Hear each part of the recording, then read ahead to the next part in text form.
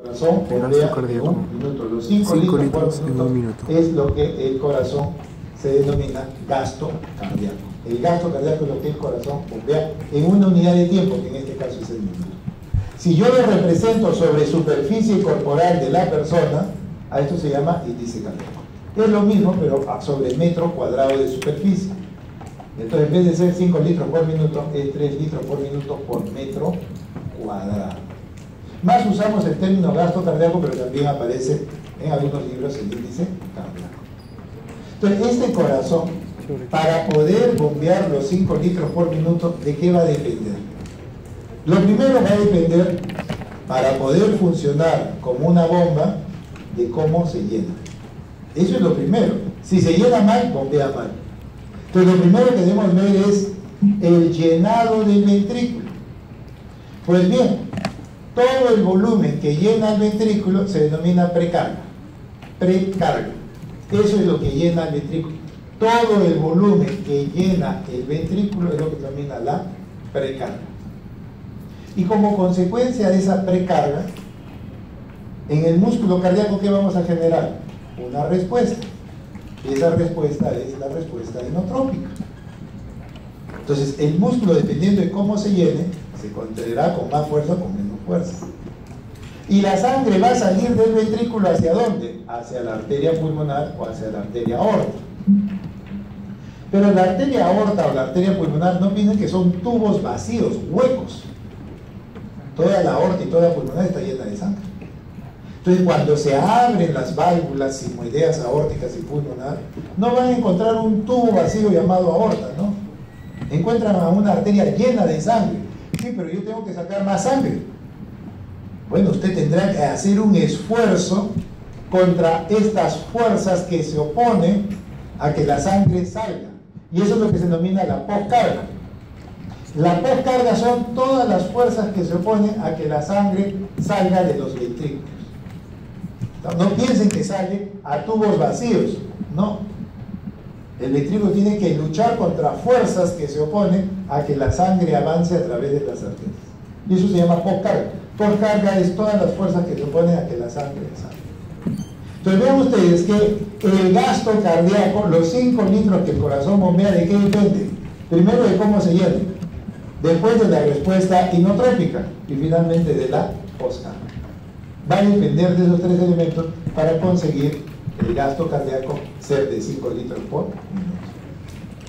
Pues bien, si nosotros vemos esto, el gasto cardíaco, la función de bomba va a depender de la precarga, de la fuerza inotrópica y finalmente de la poscarga.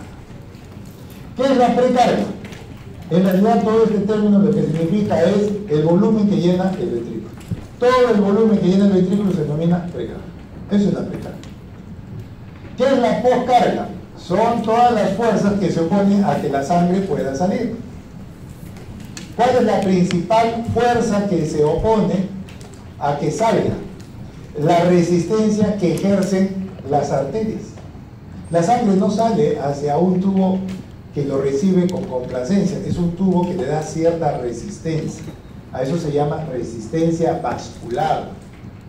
La resistencia vascular periférica son fuerzas que se oponen a que la sangre avance libremente por la arteria. Pues bien, uno de los parámetros más importantes de la poscarga es precisamente la resistencia vascular periférica. Esa resistencia vascular periférica no se va a ver en la gran arteria, generalmente se van a ver en las arterias de mediano y pequeño calibre. En estas arterias de pequeño y mediano calibre son los que hay mayor resistencia para que la sangre siga avanzando. Entonces, estas fuerzas que se oponen a que la sangre salga, pues Laplace lo estableció a través de una ley que se llama la ley de Laplace o de la tensión de la pared dentro del ventrículo. Entonces, esta tensión que existe dentro del ventrículo va a ser directamente proporcional a la presión que ejerce la sangre dentro del ventrículo, multiplicado por el radio del ventrículo e indirectamente proporcional al grosor de la pared. Entonces la ley de Laplace lo que dice es que la tensión en las paredes ventriculares va a ser directamente proporcional a la presión dentro de ella, al radio del ventrículo entre el grosor. Pero ¿cuál es el parámetro más importante? Conforme el ventrículo va expulsando la sangre, conforme se produzca la eyección, el ventrículo se va a ir reduciendo de tamaño. ¿Y qué va a pasar con el radio? El radio se va a hacer más pequeño. Y si el radio se está haciendo más pequeño, la tensión de la pared empieza a disminuir. El estrés de la pared empieza a disminuir producto de la eyección o la salida de sangre. Entonces vean ustedes que el estrés de la pared, la fuerza que se tiene sobre las paredes ventriculares depende precisamente de la postcarga. Depende de la postcarga. Y conforme el radio se va haciendo más pequeño, pues va a ser menor la tensión que tiene el ventrículo. Entonces, esta ley de Laplace es lo opuesto a la ley de Frank-Starling. Es totalmente opuesto a la ley de Frank-Starling. Entonces, ojo, muy importante en relación a esta ley de Laplace. Es el opuesto a la ley de Frank-Starling.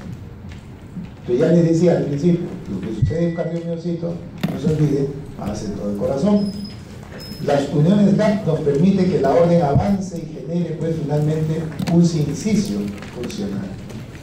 La ley de Frank-Starling que dice a mayor volumen de llenado vamos a tener mayor eyección. Y ahora, más bien, Laplace que nos dice a menor radio del ventrículo, menor tensión, facilitando la salida de sangre. Conforme el radio disminuya, la tensión disminuye y favorece la salida de sangre.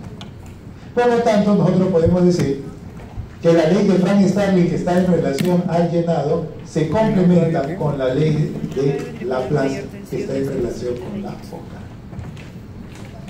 Entonces vean ustedes que el gasto cardíaco, lo que el corazón bombea, los 5 litros por minuto, es el producto de lo que el corazón expulsa en cada latido multiplicado por la frecuencia cardíaca. Entonces, en cada latido, el corazón bombea 70 mililitros por cada latido. Nuestra frecuencia cardíaca, ¿cuánto es? 70 latidos por minuto. 70 por 70, más o menos ahí tenemos 4.900. Ahí están los 5 litros de sangre. Vamos. Entonces, es nada más la multiplicación de estos dos valores lo que nos va a dar los 5.000 mililitros o los 5 litros que se generan en cada minuto. Que eso es el gasto cardíaco. Pero este gasto cardíaco, estos 5 litros por minuto, van a depender del volumen sistólico de eyección multiplicado por la frecuencia cardíaca. ¿De qué depende el volumen sistólico de eyección? Primero va a depender de cómo se llena. En segundo lugar, de la respuesta contráctil. Y finalmente de la capacidad de poder salir contra esta resistencia a la eyección. ¿Qué cosa es el llenado ventricular? Bueno, lo que llamamos precarga. Y la contractilidad es la fuerza inotrópica. Y finalmente lo que se opone a la salida de sangre viene a ser la postcarga. Entonces, ahí tenemos los tres elementos, nuevamente: precarga, inotropismo y postcarga. ¿De qué depende el volumen que llega al ventrículo, a los ventrículos? Va a depender de cuánta sangre tengamos y cuánto de ello retorna al corazón. Mientras que la fuerza inotrópica va a estar en relación al estado de la fibra, actina, miosina, calcio, ATP, oxígeno. Y todo lo que se opone a la salida de sangre es la postcarga, que el factor más importante o más representativo es la resistencia vascular. Entonces vean ustedes que el trabajo del corazón, el gasto cardíaco, ¿de qué depende? Depende de cómo se llene, de cómo se produzca la respuesta inotrópica y de la postcarga. Si uno trata de resumir esto, el trabajo del corazón, ¿de qué depende? No solo de la sístole, depende también de la diástole. No todo es sístole. Es tan importante la sístole como la diástole. Entonces, la diástole ahora le dan importancia a una propiedad recientemente descrita, el lusitropismo. El lusitropismo, que es la capacidad que tiene el corazón de relajarse. Este es un fenómeno en donde supuestamente no se gasta energía. En realidad sí se gasta, Lo que sucede es que se gasta poco. Y por eso se habla de que en la sístole se gasta energía y en la diástole, entre comillas, no se gasta energía. Es una forma didáctica de decir, pero en el lusitropismo, en la relajación, se gasta energía, pero en menor cantidad. Este término, planteado por Katz y Smith, lo que trata de decir es establecer la capacidad o las condiciones que tiene el corazón de relajarse, de distenderse para poderse, en este caso, llenar en forma adecuada. Entonces, este lusitropismo, ¿en qué va a consistir? Pues teníamos el calcio acá, permitiendo que la actina y la miosina estén unidas. Pues bien, una vez que el calcio sale de la actina, el receptor se va a cerrar. Y al cerrarse el receptor, la cabeza o bastón de la miosina se separa y se relaja el músculo cardíaco. Producto de la salida del calcio, y efectivamente el calcio sale, se retira de la actina y puede ir a dos sitios. Uno es regresar al rest y guardarse. Esa es una primera posibilidad, regresar al rest y guardarse. Pero la otra posibilidad es retirar el calcio de la célula del músculo cardíaco a través del fosfolambán. Entonces, el calcio, cuando es retirado de la actina, puede seguir dos caminos: o se devuelve al rest o se elimina la célula a través del fosfolambán. Pero ojo, sea que se dirija al rest a ser nuevamente guardado o salir de la célula, se gasta energía. Se gasta menos energía que en la contracción, ¿verdad? Pero se gasta de todos modos energía. El lusitropismo no significa que no hay gasto de energía, sino que se gasta menos. Didácticamente se habla que en la relajación el corazón no trabaja y no gasta energía. Eso es lo teórico, pero en la realidad se ve eso. Entonces, este lusitropismo va a permitir pues que el calcio sea nuevamente recapturado, y para eso yo tengo que usar una bomba calcio ATPasa con gasto de energía ATP, o puedo retirar el calcio fuera de la célula, y para eso tengo que hacerlo a través del fosfolambán. Eso es lo que determina pues la relajación o diástole, pero con menor gasto de energía. Didácticamente se puede decir no se gasta energía, pero en realidad se gasta, y se gasta cada vez menos. Entonces, ojo, no se olviden, puntos claves. No se olviden, eso viene en el examen, no necesariamente teórico, pero viene en la práctica. La diástole ventricular es con gasto de energía, pero en menor cantidad. De esa manera yo hago que el calcio regrese finalmente al rest para volverlo a utilizar, o lo retiro de la célula. Bien, de esa manera pues hemos terminado el día de hoy sobre la clase. Por favor, no se olvide que a partir de la próxima semana los pasitos de seminario y práctica van a ser en forma virtual, ¿verdad?